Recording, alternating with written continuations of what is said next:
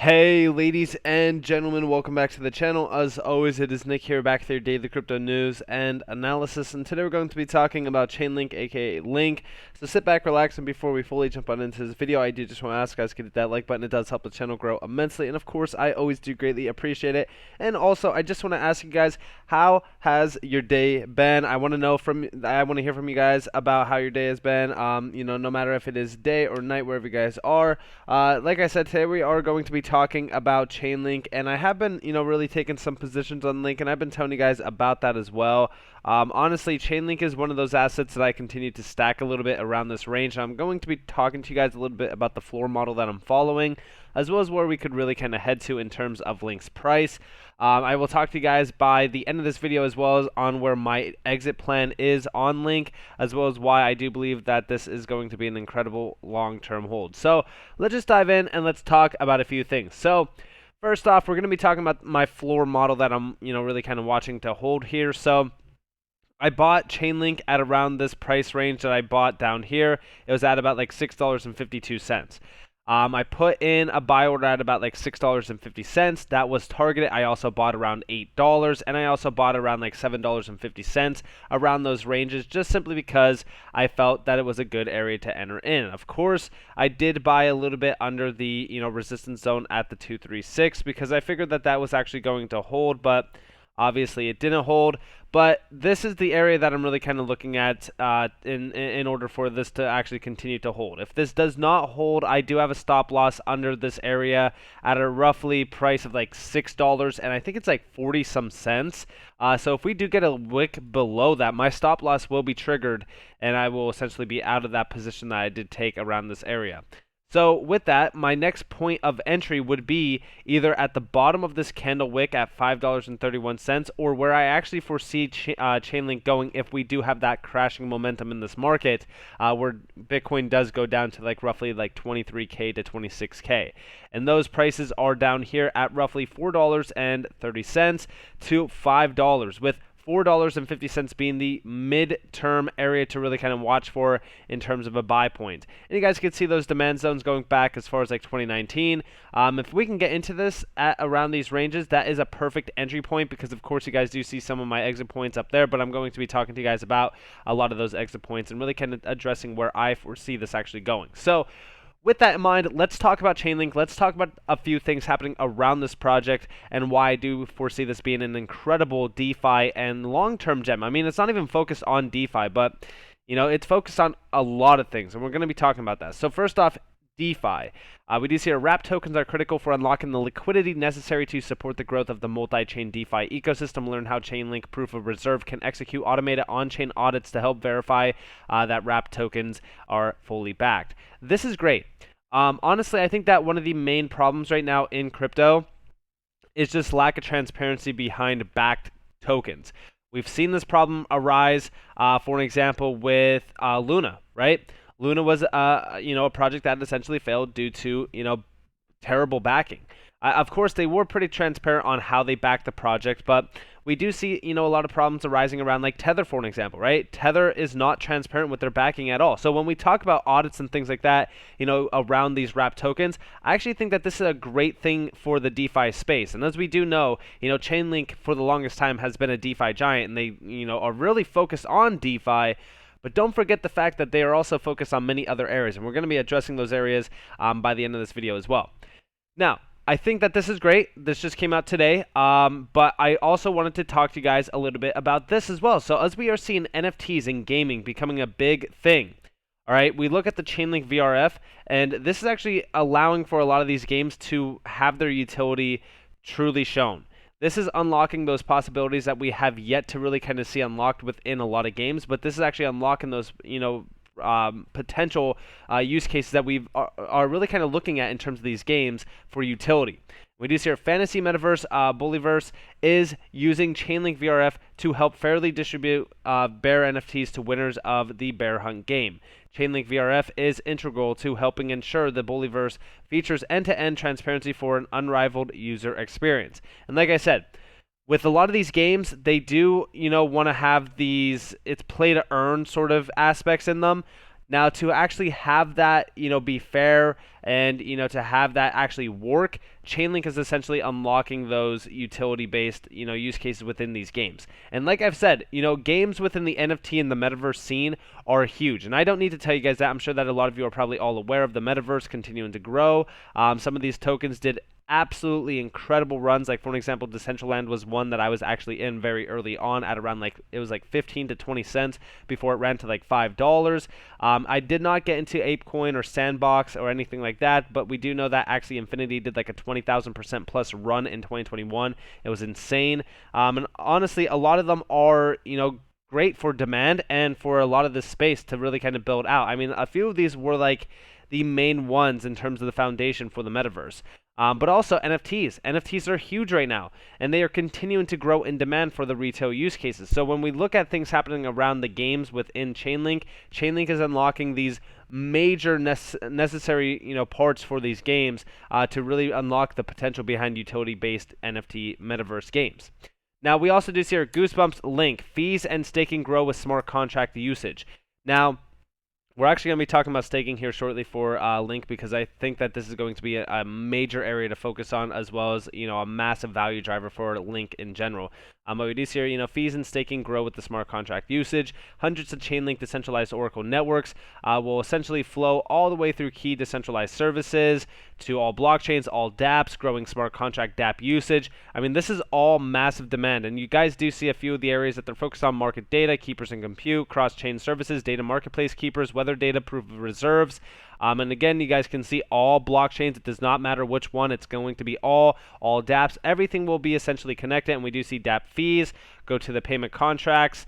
dApp fees will essentially go over to user fee pool contract. Node revenue will go all the way back to hundreds of Chainlink decentralized Oracle networks. And then we also do see, staking contracts, staking rewards, stakers. We're going to be these individuals down here earning those staking rewards, and then the stake deposit back, and it kind of just flows throughout this entire ecosystem, making it entirely perfect for individuals like you and me that are going to be hodling Link long-term or even short-term to earn those nice residual fees. Now, with this in mind, you might be wondering, when staking? When staking? Well, staking is coming this year. We don't have a specific date or anything like that, but we do know that staking is going to be coming to the Chainlink network in 2022.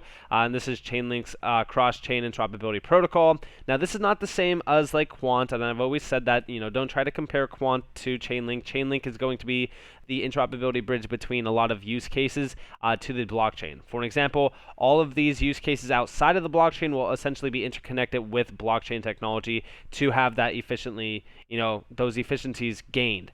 Now, with all of this in mind, okay, I don't know exactly when staking is going to be released, and we don't really have a specific date. I would love to have an ETA on this or some sort of, major date announced, but it's okay. I mean, I'm not too worried on that. All we know is that when we look at staking in general, we know that this is going to provide a ton of value and demand to the ecosystem as well as to the token. And we don't know exactly how high the token can go in price from something like this, but we do know that this does allow for a lot of the supply to be locked up, which ultimately leads to price gained when there is a buyer demand.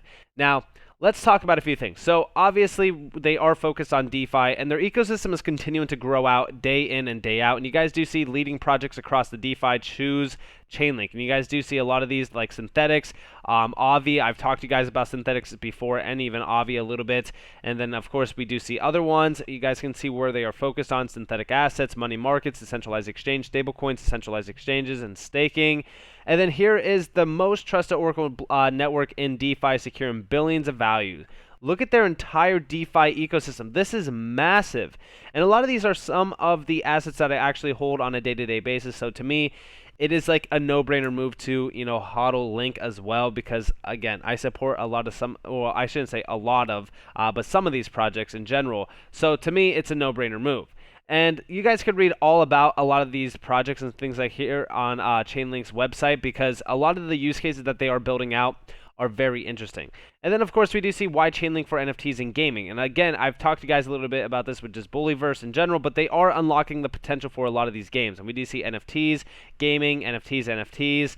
Some of these projects you might have heard about, but we also do see here, the most trusted VRF product used by top NFT and gaming applications, Bored Ape Yacht Club. There's a few other ones as well, like, Alluvium. Alluvium is actually a pretty cool, project. I've been actually following them for a little bit of time.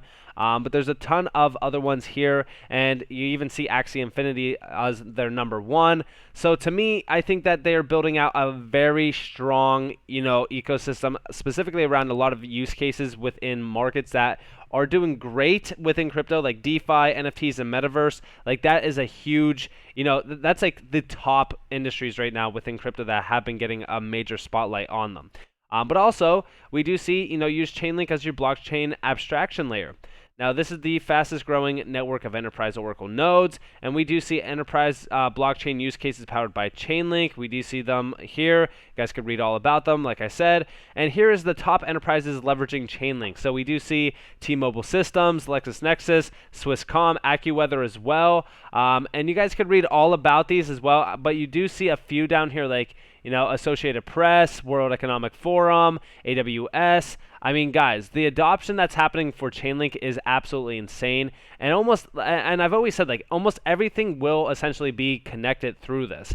And we do see, like, enterprise stack, workflow and user interfaces, backend systems and services, messaging, external API/data, Chainlink node. This is all running through this to interconnect the blockchain networks to, of course, the real world use cases. And I know, again, a lot of people are probably going to be a little bit confused. Like, they're going to be saying, what about Quant? What is Quant doing? Well, Quant is the interconnectivity layer between blockchains and the legacy system. So it's completely different than what Chainlink is actually focused on. You got to think about it like this. There's completely different niches that these, projects are going after. I've always said, like, Chainlink is more of like the interconnectivity layer for, like, the Internet of Things almost, instead of like the actual payment infrastructures. And don't get me wrong, I think that both of these projects have a great opportunity in this market to, really, grasp a large percentage of the interoperability market. I do think that Quant is going to be bigger than Link, though. I will say that. I will be fully transparent on that. But I do think that Link is also a great asset to hold long term, as well, as we do see interoperability being a main focus point from a lot of use cases around this space. And of course, the insurance industry as well, they are focused on the insurance industry, and you guys do see some of the use cases here. Like I said, their ecosystem is absolutely insane, and they are also focused on sustainability and things like that. Here's some more, projects that they are partnered with. So, again, focus on their ecosystem. It is absolutely insane, and they have a ton of case studies on their website that you guys can learn about, and you guys can see the statistics as well. They're very transparent with everything. Like I said, if you guys haven't been in Link, or if you haven't been researching Link for a while, I definitely advise you to, definitely look at it. And it's simply because of the upside potential on this. And like I said, if we do come down to $4.50, that will be great. But if we bounce off of this floor model and we hold this floor model, then that will be even better. Because if we do, we're looking at from here, our bottomed out situation has already, come. And when we look at the area that we're basically around, to my exit points, you're looking at a 15x opportunity all the way up to the max of like 22x. Now, I'm not saying that this can't reach out to the 1618, because if it does, that would be a 37x. That would be great. We know that a few projects have reached out beyond this area, but I'm not expecting, to hit these high numbers up here. Like, for an example, like, this would be a 288x. I mean, a lot of this is, a little bit unrealistic up there, but I do believe that these exit points here at roughly like a 20x and a 15x opportunity are pretty solid. I think that that's not too, unconservative either. I think that that is actually pretty fair. And I know that these prices seem, astronomically, out of the current reach of Link, but when things start to move pretty quick, things do move very, very fast. You got to remember though that Link also did a significant run from the March of 2020 drop. For those individuals that were here during March of 2020, I'm sure that you guys probably realized how massive DeFi opportunities were during DeFi summer of 2020, because this did a massive run even back here. It did about an 11x, and then it followed up during 2021 to do a 33x opportunity. So again, on this massive dip, if we do like a 33x opportunity, if you will, a 33x opportunity will bring us right around the $187 range. And I'm not going off of these, factors that we just, hey, look at, we gained back here, so why not gain here? No, I think that we could hit these numbers simply because of how large the DeFi space is and how much it is growing, but also look at all the other sectors that, Chainlink is focused on. Chainlink has a ton of demand around it right now, but think about the demand around Link once we do see staking opportunities released. And I do foresee a lot of the exchanges that Link is on, like for an example, Coinbase releasing staking opportunities for Link as well, similar to how they have USDC and other assets as well on their platform. So with that in mind, I hope that you guys enjoyed this video. If you guys did, definitely leave a like, subscribe, turn notifications on if you guys want more free content. You guys are more than welcome to follow me on Twitter and join the free Discord down in the description below. As always, up to you all. Have a beautiful day or beautiful night wherever you guys are in this beautiful world. This has been Nick. Peace out, guys.